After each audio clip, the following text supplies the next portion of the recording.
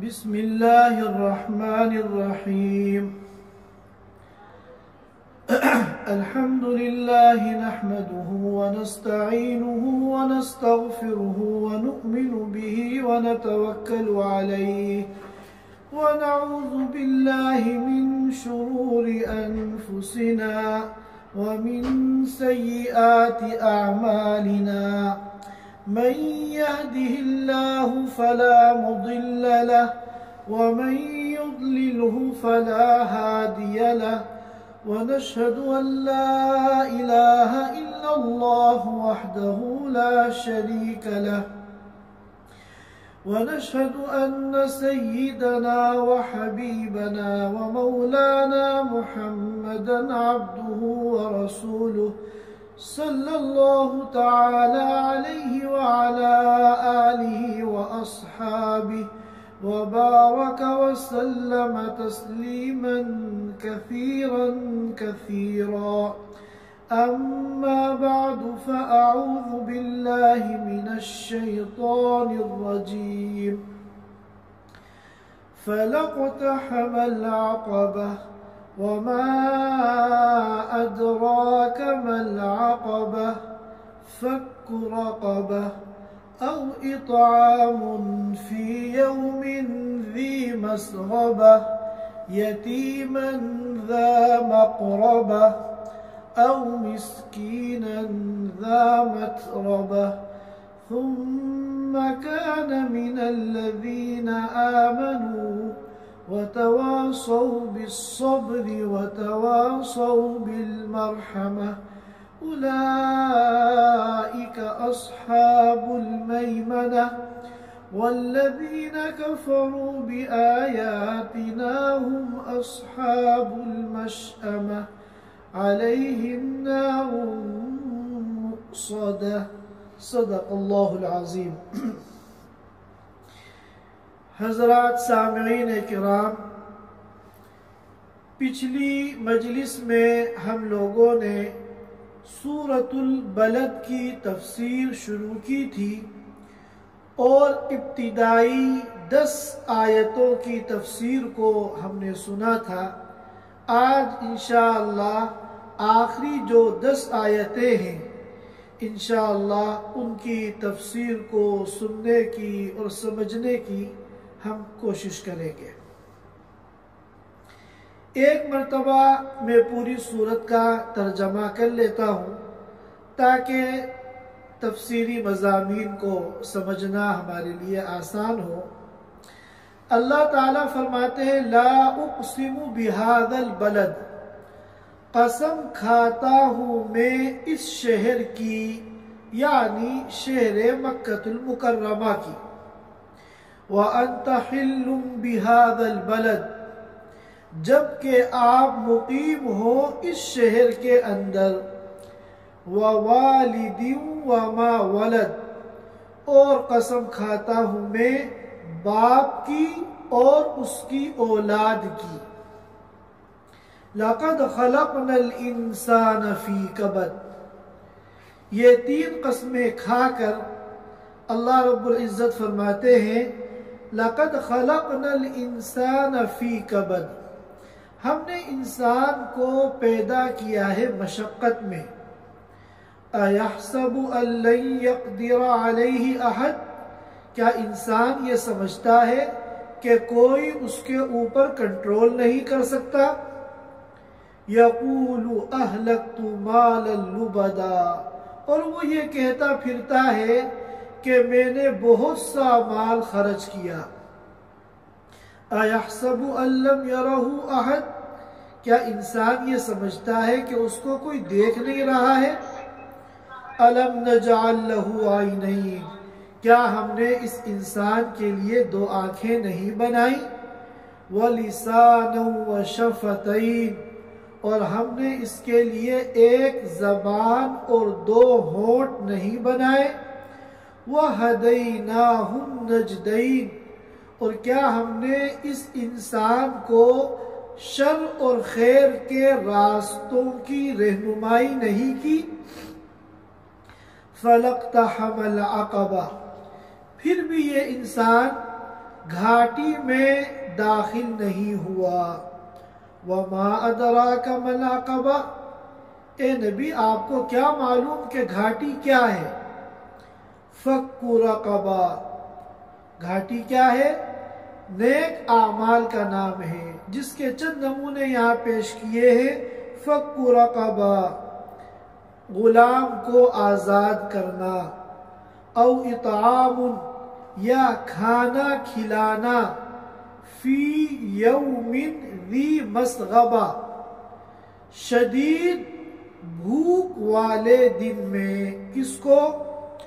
यतीमन ज़ा मक़रबा, ऐसे यतीम को जो रिश्तेदार है।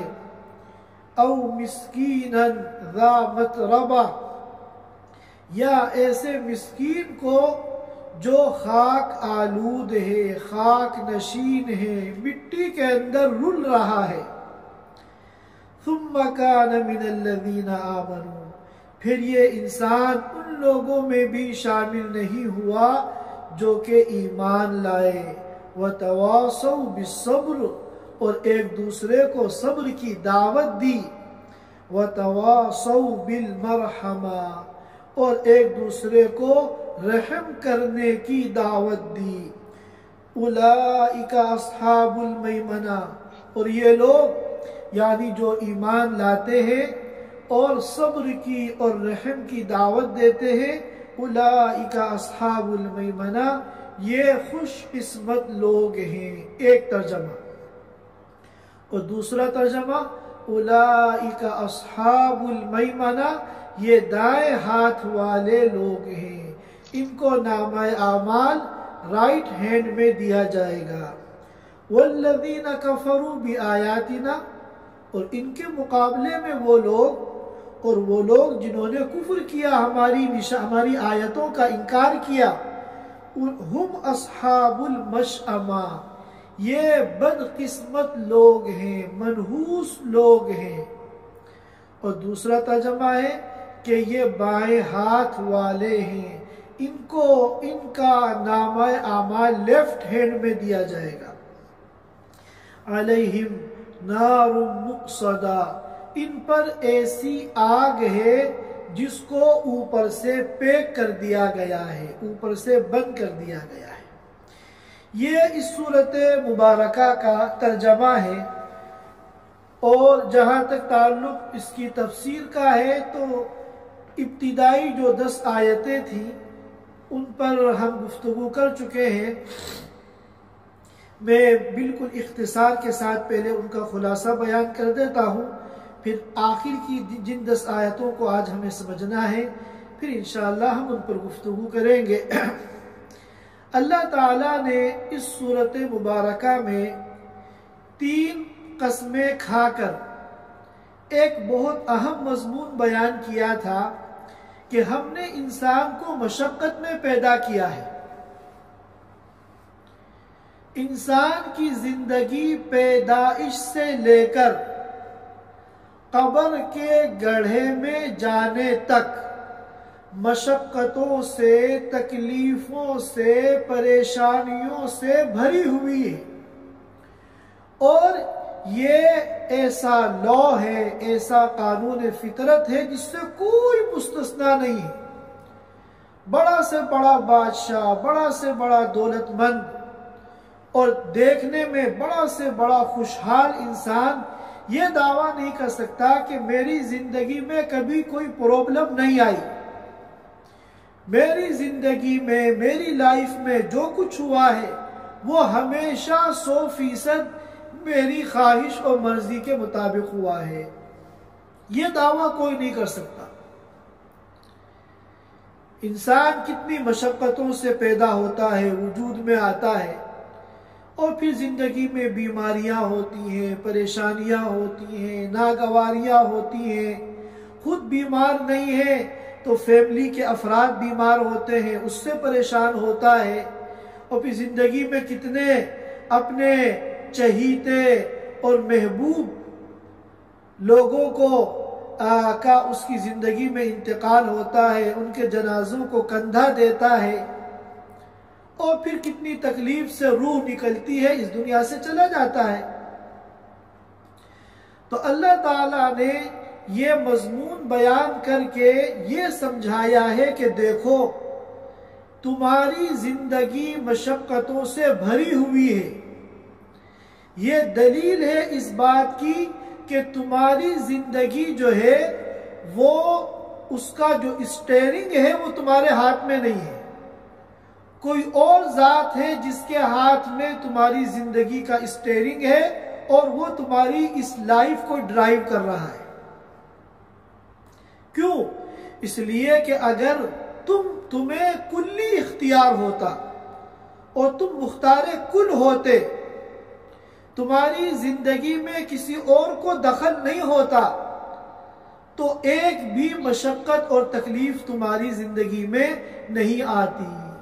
क्योंकि कौन इंसान चाहता है कि मेरी जिंदगी में परेशानियां आए, उसके बावजूद आती हैं। लिहाजा मालूम हुआ कि वो कोई और ताकत है और वो कोई और पावर है, वो कोई और जात है जिसके हाथ में हमारी जिंदगी का स्टीयरिंग है। इसीलिए हजरत अली रदी अल्लाह ताला अन्हु फरमाते थे, आरफ़्तु रब्बी बिफ़स्ख़िल अज़ाइम, मैंने अपने रब को पहचाना। कैसे? अपने मंसूबों को कैंसिल होने के जरिए। हम इरादे करते हैं, प्लानिंग करते हैं, मंसूबा बनाते हैं और फिर उसके लिए सारी तदबीरें इख्तियार करते हैं, मगर होता कुछ और है, नतीजा कुछ और निकलता है, रिजल्ट जो है कुछ और आता है। तो मालूम हुआ कि हम मुख्तार कुल नहीं है। हमारी जिंदगी की जो बागदौड़ है वो किसी और के हाथ में है, क्योंकि हम कुछ चाहते हैं, होता कुछ है। हम कुछ सोचते हैं, नतीजा कुछ और आता है। आरफ़्तु रब्बी बिफ़स्ख़िल अज़ाइम, मैंने अपने रब को पहचाना अपने इरादों के कैंसिल होने के जरिए। हमने इरादा कुछ किया, प्लानिंग कुछ की, असबाब कुछ इख्तियार किए और हो गया कुछ और। तो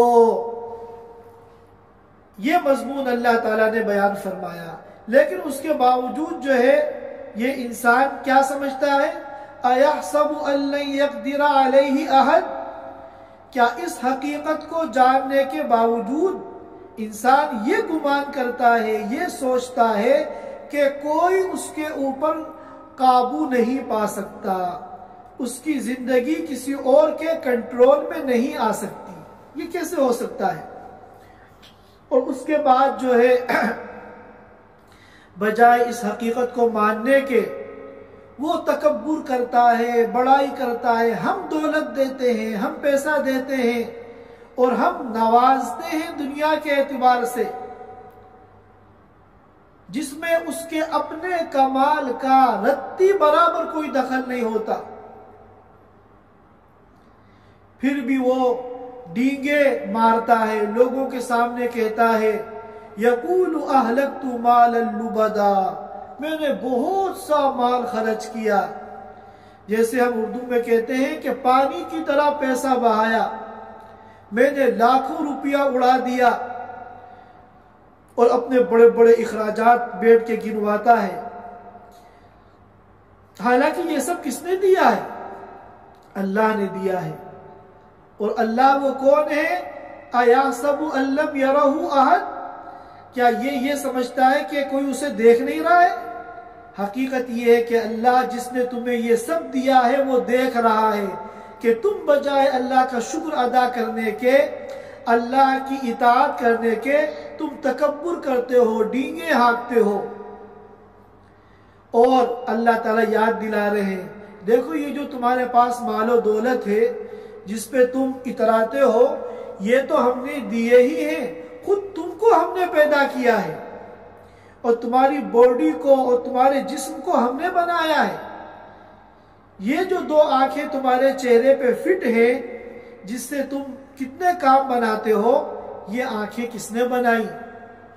और ये जो जबान है और होंठ है, जिससे तुम बड़ी बड़ी डीलें करते हो, बड़े बड़े बिजनेस करते हो, बड़े बड़े कारोबार करते हो, बड़ी बड़ी जॉब करते हो, ये किसने बनाई? अलम नजाल लहू आइनैन, क्या इसकी दो आंखें हमने नहीं बनाई? व लिसानम व शफतैन, और इसकी एक जबान और दो होठ हमने नहीं बनाए?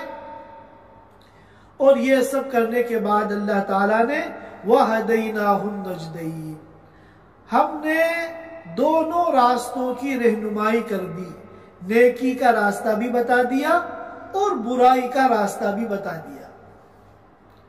अब अक्लमंदी का तकाजा यह है कि इंसान नेकी के रास्ते को इख्तियार करे और बजाय तकब्बुर करने के हमारी नेमतों का शुक्र अदा करे और ये यकीन करे कि उसकी जिंदगी को कोई और जात है जो चला रही है, और मेरी जिंदगी में, मेरी लाइफ में जो भी कुछ हो रहा है वो उसके इरादे से और उसकी मशीयत से हो रहा है। फिर लेकिन इंसान ने क्या किया? फलक्तहमल अक़बा, फिर भी इन तमाम बातों के बावजूद ये इंसान घाटी के अंदर दाखिल नहीं हुआ। घाटी किसे कहते हैं? अक़बा अरबी में है, उसका उर्दू में तर्जमा है घाटी। दो पहाड़ों के दरमियान जो दुश्वार गुजार रास्ता होता है उसको घाटी कहते हैं, और ये रास्ता जो है बहुत दुश्वार गुजार होता है, क्योंकि ये रास्ता जो है इसमें चट्टानें होती हैं और गड्ढे होते हैं और कंकर और पत्थर होते हैं, और इसमें नशेबो फराज होता है। यहाँ से गुजरना आसान नहीं होता, बहुत मुश्किल से इंसान घाटी से गुजरता है, और आमतौर पर दुश्मनों से बचने के लिए ये घाटी वाले रास्ते इख्तियार किए जाते हैं, वरना बिला जरूरत इतने मुश्किल रास्ते को कोई इख्तियार नहीं करता। तो यहां पर घाटी से मुराद क्या है? नेकियां। मालूम हुआ कि नेकियों पर अमल करना एक मुश्किल काम है। यही वजह है कि नेकी के रास्ते को घाटी से ताबीर किया, क्योंकि घाटी से गुजरना मुश्किल होता है। जरा सा पैर फिसल जाए और जरा सी बेतवज्जुही से किसी गड्ढे में गिर जाए तो तकलीफ हो सकती है, इंसान मर भी सकता है, जख्मी हो सकता है। तो नेकी को, नेकी के रास्ते को घाटी से ताबीर किया। क्यों? इसलिए कि गुनाह तो बहुत आसान है, बुराई का जो रास्ता है वो तो बहुत आसान है। गुनाहों में तो बड़ा मजा आता है, गुनाहों में तो नफ्स को लज्जत महसूस होती है, क्योंकि नफ्स की ख्वाहिशात पूरी होती है, नफ्स इंजॉय करता है। लेकिन नेकी जब इंसान करता है तो नफ्स को बड़ी तकलीफ होती है, नफ्स बड़ा परेशान होता है। इसलिए नेकी करने में मशक्कत है और गुनाह करने में कोई मशक्कत नहीं है, आसानी ही आसानी है। तो इसलिए नेकी के रास्ते को घाटी के रास्ते से ताबीर किया, और फिर वो नेकियां का जो रास्ता है वो क्या है? वो नेकियां, उसके चंद नमूने पेश किए। एक तो फरमाया फक्कु रक़बा, फला इक्तहमा अल अक़बा। फिर भी इन तमाम हक़ाइक़ के बावजूद जो इससे पहले बयान किए गए, नहीं दाखिल हुआ ये इंसान घाटी में। वमा अदराका मल अक़बा, ए नबी आपको क्या मालूम कि घाटी से क्या मुराद है? अब आगे फरमा रहे फक्कु रक़बा, गुलाम को आजाद करना। देखिए फक्कुन के माना आते हैं खोलना, और रक़बा के माना आते हैं गर्दन, और मुराद है गुलाम को आजाद करना। क्योंकि जो गुलाम होते हैं उनके गले में गुलामी का पट्टा होता है। अब अगर किसी ने उस गुलाम को आजाद कर दिया तो गोया के गर्दन से गुलामी के पट्टे को खोल दिया।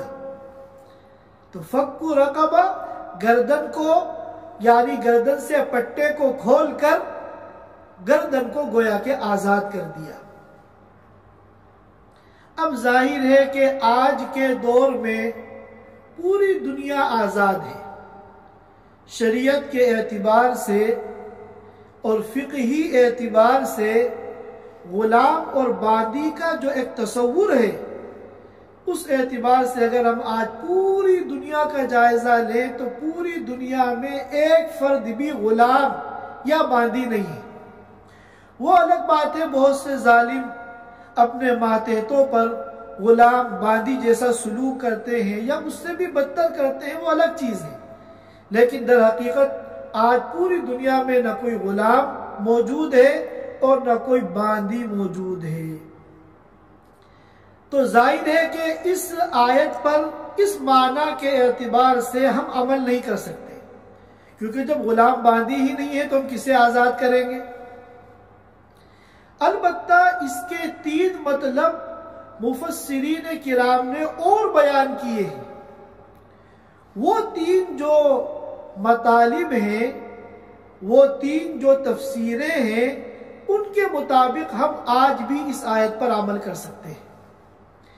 एक मतलब बाद मुफस्सिरीन ने यह बयान किया कि फक्कु रक़बा का मतलब है कि अपनी गर्दन को आजाद करना जहन्नम की आग से, यानी दीन पर चलना, अल्लाह और उसके रसूल की इताअत करना और गुनाहों से बचना, ताकि मरने के बाद क़ियामत के दिन वो जहन्नम से महफूज रहे।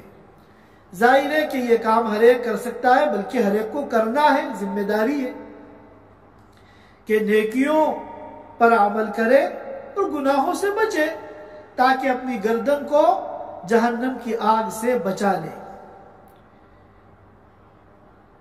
और ये हो गए 2 मतलब। पहला मतलब हकीकतन जो गुलाम बांदी है उनको आजाद करना। नंबर 2, अपनी गर्दन को जहन्नम की आग से आजाद करना। और ये कैसे होगा? इत्तिबाए दीन के जरिए, दीन पर चलने के जरिए। और तीसरा मतलब है मुसलमान कैदियों को जेलों से आजाद कराना। दुनिया के बहुत से मुल्कों में और हिंदुस्तान में भी बहुत से मुसलमान नौजवान खास तौर पर ऐसे हैं जो मुख्तलिफ मुकद्दमात के तहत जेलों की सलाखों में हैं। तो उनकी आज़ादी की फिक्र करना, अब जाहिर है उसमें जान को, माल को खपाना पड़ता है, वकील करने पड़ते हैं और कानूनी जो प्रोसीजर है उस मुकद्दमे का उसको फॉलो करना पड़ता है। और फिर अदालत उनको बरी करती है तो वो कैद से आज़ाद हो जाते हैं। चुनाचे अल्लाह ताला जज़ाए खैर दे, बहुत सी हमारे मुल्क में मुस्लिम तंजीमें हैं जो ये काम करती हैं। और ख़ास तौर पे जमीयत उलमाए हिंद ने पिछले सालों में हज़ारों नौजवानों को इस तरह पैरवी करके, वकील करके और इन इखराजात को बर्दाश्त करके जेलों से आज़ाद कराया है और आज वो आज़ादी की फ़िज़ा में ज़िंदगी गुजार रहे हैं। तो कोई इस खैर के काम में अगर हिस्सा लेगा आज के दौर में, तो ये भी फक्कु रक़बा इस आयत पर अमल करने वाला होगा। 3 मतलब। और चौथा मतलब ये है कि बहुत से ऐसे गरीब लोग होते हैं जो अपनी ज़रूरतों की वजह से कर्ज ले लेते हैं। और आज के दौर में आम तौर पर कोई कर्ज बगैर फायदे के देता नहीं है, तो उनको लोन लेना पड़ता है। अब वो असल रकम ही अदा नहीं कर पाते, चाहे जाए कि लोन की जो इजाफी रकम होती है वो भी अदा करनी पड़ती है। चुनाचे बहुत से देहातों के अंदर वहाँ के जो गरीब तबका है वो उस इलाके का जो चौधरी है, नवाब है, सेठ है, उससे कर्ज ले लेते हैं। और फिर वो कर्ज अदा नहीं कर पाते। अब कर्ज जब अदा नहीं कर पाते तो फिर वो जो कर्ज खा है, वो जो चौधरी है, वो जो सेठ है, वो फिर उनका इस्तेहसाल करता है, उनको मिसयूज करता है, उनको जलील करता है, उनसे काम लेता है, उनको डांटता है। तो एक तरह से वो भी गुलामी की जिंदगी गुजारते हैं। तो ऐसे लोगों की अगर हम मदद करें और उनके कर्जों की अदायगी में उनका ताउन करें, तो ये जो एक गुलामों की जैसी जिंदगी गुजार रहे हैं, उस गुलामी से वो आज़ाद हो जाएंगे। तो अगर कोई अल्लाह की तौफीक से ये काम करता है तो इंशाअल्लाह उसको भी फक्कु रक़बा इस आयत करीमा पर अमल करने का सवाब मिलेगा। और उसके बाद दूसरा अमल जो बताया, नेकी का जो रास्ता है वो तो घाटी है, दुश्वार गुजार रास्ता है, नेकियां करना बड़ा मुश्किल है। तो एक उसकी मिसाल दी थी फक्कु रक़बा, और दूसरी मिसाल है औ इतामुन फी यौमिन ज़ी मस्ग़बा, किसी भूखे को खाना खिलाना। अब देखिए, खाना खिलाना तो किसी भी अल्लाह के बंदे को बाइसे अजर सवाब है। और अगर वो भूखा है, फाका कश है, उसके पास खाने को नहीं है, उसको अगर आप खिलाएंगे तो और ज्यादा सवाब है। और फिर अगर वो यतीम है और मिस्कीन है तो उसको खिलाने का और ज्यादा सवाब है। और फिर वो यतीम अगर आपका रिश्तेदार है तो इसमें सिला रहमी का भी सवाब मिल गया। और इसी तरह वो मिस्कीन, जो देखिए बहुत से ऐसे लोग होते हैं जो गरीब हैं, तंगदस्त हैं, वाकईतन उनके घर में खाने पीने को नहीं है, मगर फिर भी वो सफ़ेद पोश होते हैं, कपड़े साफ सुथरे पहनकर लोगों की तरह आना जाना करते हैं। उनके घर के हालात हर एक को मालूम भी नहीं होते, लेकिन बात इतने गरीब होते हैं कि वो सड़कों पे आ जाते हैं।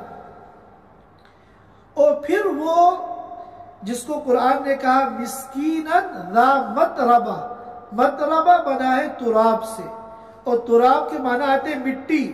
वो मिट्टी के अंदर रुल जाते हैं, खाक आलूद हो जाते हैं, वो सड़क के किनारे पड़े हुए हैं, उनके जिस्म पे भी मिट्टी लगी हुई है, उनके कपड़े भी जो है खाक आलूद हैं। तो ये जो है गुर्बत का बहुत आला मकाम है।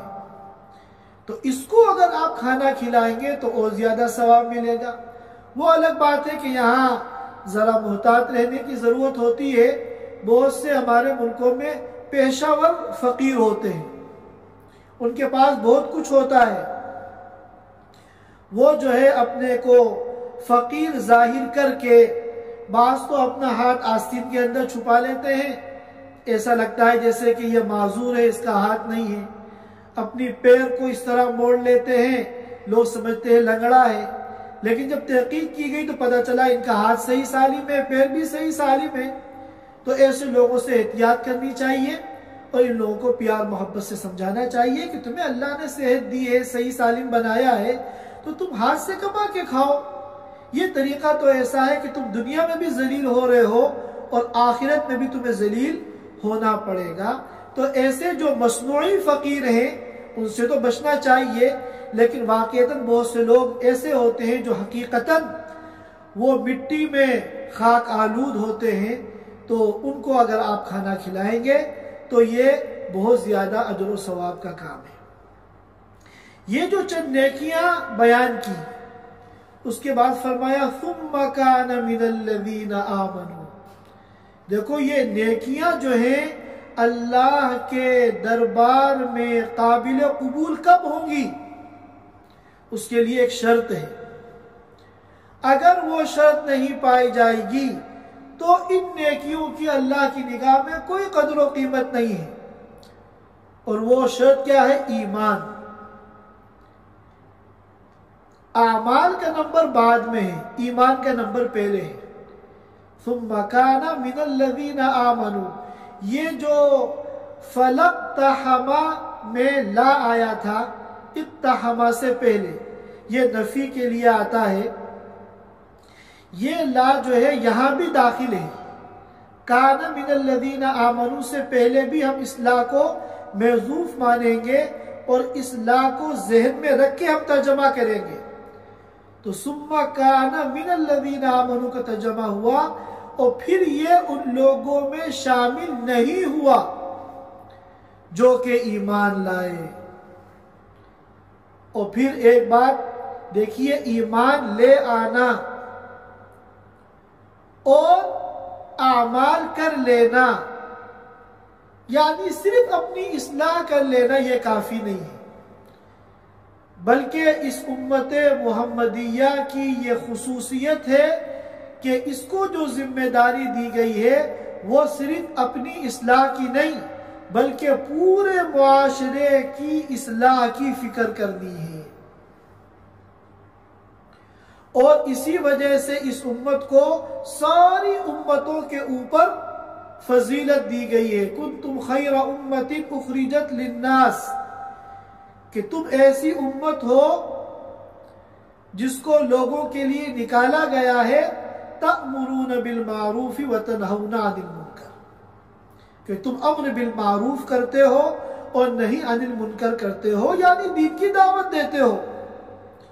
तो ये इस उम्मत की खुसूसियत है। कुंतुम खैरा उम्मतिन, तुम सबसे बेहतरीन उम्मत हो, सबसे अफजल उम्मत हो, क्योंकि ये जो दावत का काम पिछली उम्मतों में सिर्फ अंबिया को दिया गया था, ये दावत वाला काम अब चूंकि कोई नबी आने वाला नहीं है, इस उम्मत को दिया गया है।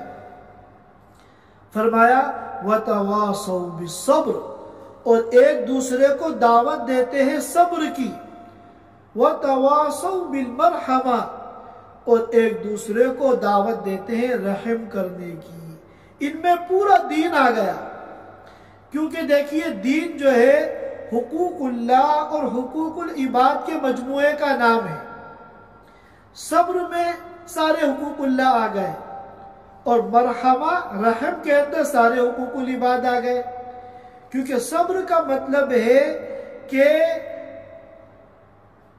ख्वाहिशात के बावजूद अपने को गुनाहों से रोकना, अल्लाह की नाफरमानी से रोकना, अल्लाह की इताअत पर, अल्लाह की इबादत पर साबित कदम रहना, यह सब्र है। तो एक दूसरे को सब्र की दावत देते हैं, यानी अल्लाह की इबादत पर साबित कदम रहने की दावत देते हैं। तो ये सारे हुकूकुल्लाह इसमें आ गए, सारी इबादतें आ गई। वतवासौ बिलमरहमा, और रहम करने के, रहम किस पे होता है? जाहिर है कि अल्लाह पे तो नऊजुबिल्लाह रहम नहीं होगा, अल्लाह तो खुद रहम करने वाले हैं।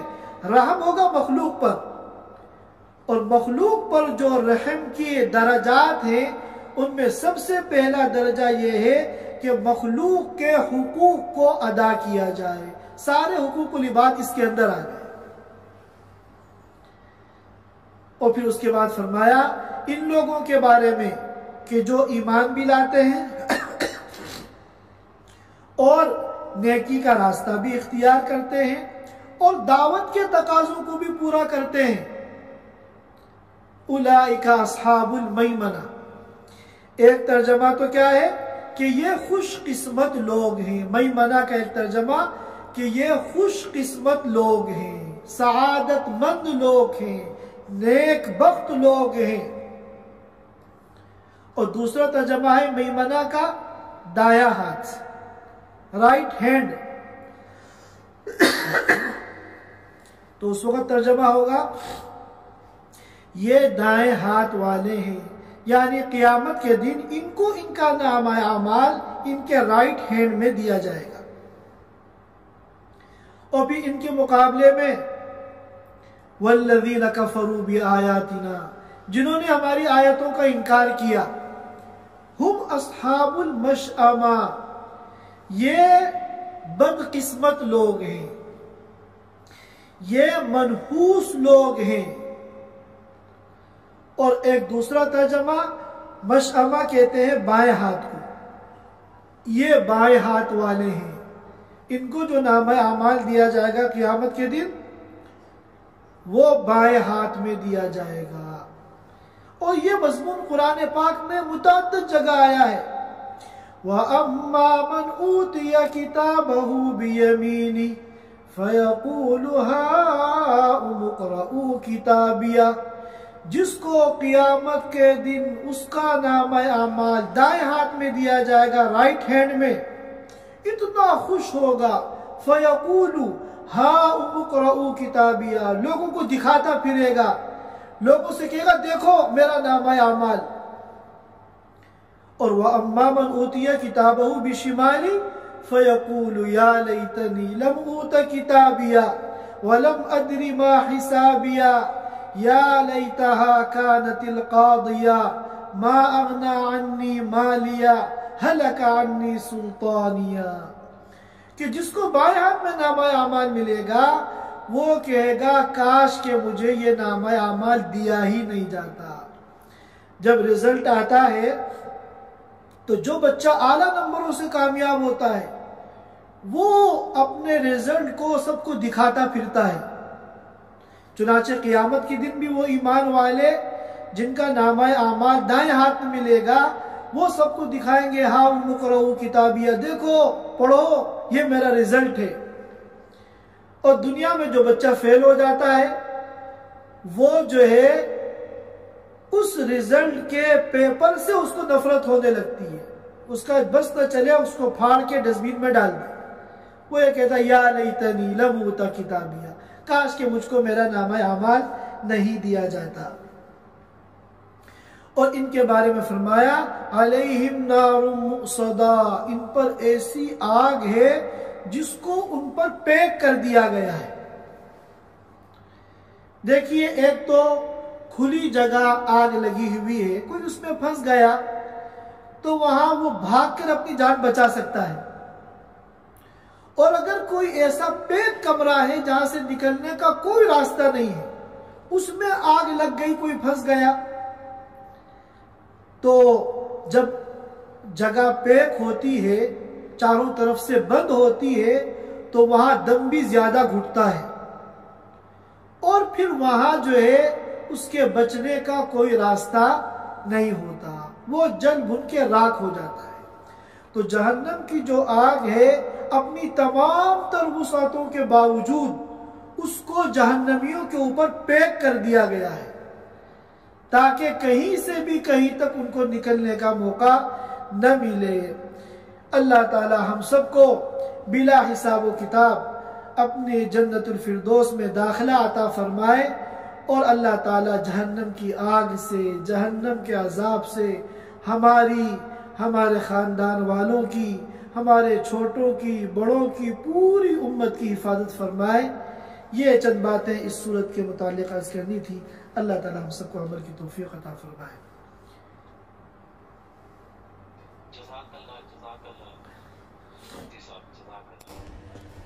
Thanks for watching. Don't forget to like, comment, share and subscribe to Al Wahid channel.